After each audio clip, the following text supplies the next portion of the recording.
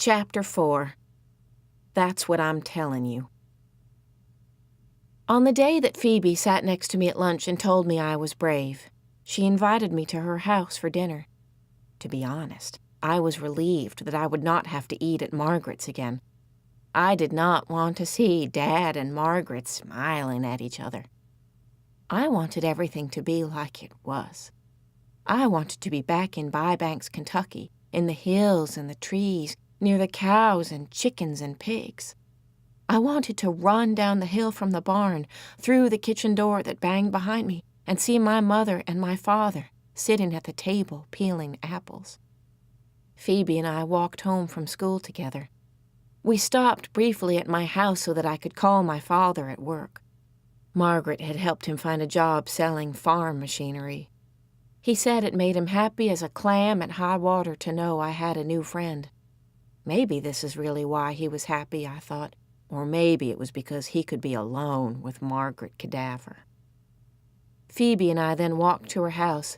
As we were passing Margaret Cadaver's house, a voice called out, "Sal! Sal, is that you?" In the shadows on the porch, Margaret's mother, Mrs. Partridge, sat in a wicker rocker. A thick, gnarled cane with a handle carved in the shape of a cobra's head lay across her knees. Her purple dress had slipped up over her bony knees, which were spread apart, and I hate to say it, but you could see right up her skirt.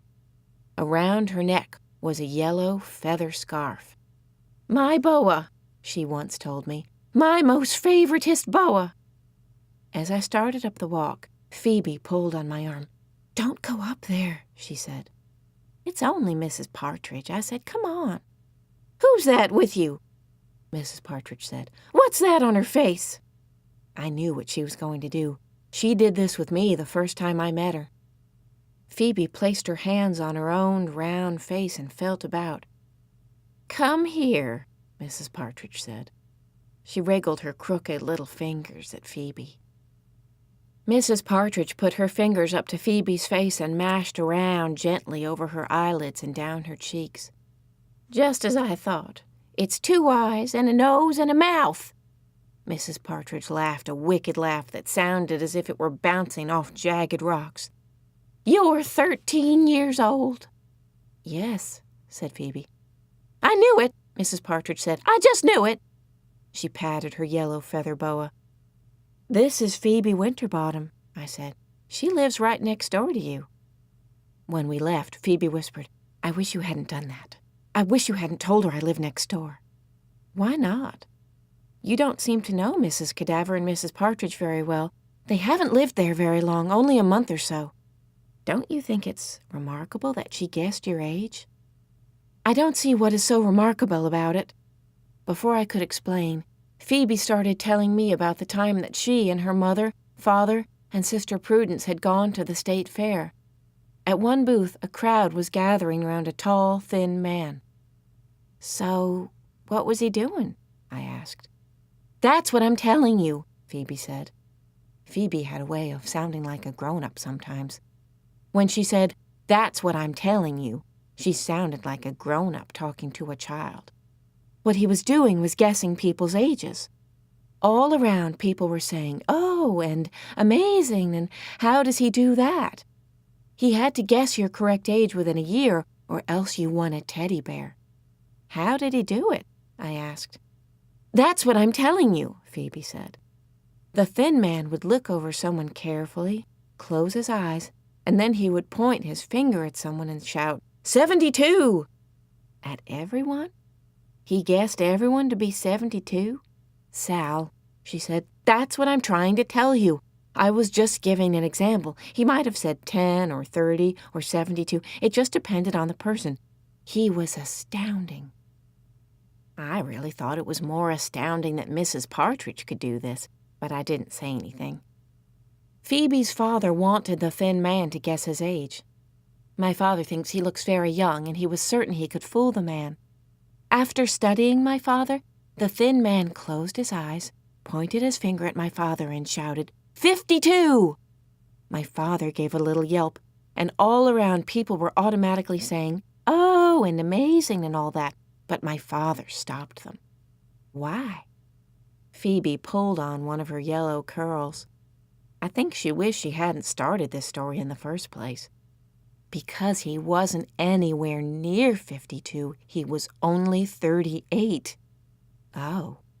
And all day long, my father followed us through the fair, carrying his prize, a large green teddy bear. He was miserable. He kept saying, 52? 52? Do I look 52? Does he? I said. Phoebe pulled harder on her hair. No, he does not look 52. He looks 38. She was very defensive about her father. Phoebe's mother was in the kitchen. I'm making blackberry pie, Mrs. Winterbottom said. I hope you like blackberries. Is there something wrong? Really, if you don't like blackberries, I could... No, I said. I like blackberries very much. I just have some allergies, I think. To blackberries? Mrs. Winterbottom said. No, not to blackberries. The truth is, I do not have allergies, but I could not admit that blackberries reminded me of my mother. Mrs. Winterbottom made me and Phoebe sit down at the kitchen table and tell her about our day. Phoebe told her about Mrs. Partridge guessing her age. She's really remarkable, I said. Phoebe said, It's not that remarkable, Sal. I wouldn't exactly use the word remarkable. But Phoebe, I said, Mrs. Partridge is blind. Both Phoebe and her mother said, Blind? Later, Phoebe said to me, Don't you think it's odd that Mrs. Partridge, who is blind, could see something about me, but I, who can see, was blind about her? And speaking of odd, there's something very odd about that Mrs. Cadaver. Margaret? I said. She scares me half to death, Phoebe said. Why? That's what I'm telling you, she said. First, there is that name, Cadaver. You know what cadaver means? Actually, I did not. It means dead body. Are you sure? I said. Of course I'm sure, Sal. You can check the dictionary if you want. Do you know what she does for a living? What her job is? Yes, I was pleased to say. I was pleased to know something. She's a nurse. Exactly, Phoebe said. Would you want a nurse whose name meant dead body? And that hair. Don't you think all that sticking out red hair is spooky? And that voice. It reminds me of dead leaves all blowing around on the ground. This was Phoebe's power. In her world, no one was ordinary. People were either perfect, like her father, or more often, they were lunatics or axe murderers. She could convince me of just about anything, especially about Margaret Cadaver. From that day on, Margaret Cadaver's hair did look spooky, and her voice did sound exactly like dead leaves. Somehow, it was easier to deal with Margaret if there were reasons not to like her, and I definitely did not want to like her. Do you want to know an absolute secret? Phoebe said. I did. Promise not to tell. I promised. Maybe I shouldn't, she said. Your father goes over there all the time. He likes her, doesn't he? She twirled her finger through her curly hair and let those big blue eyes roam over the ceiling.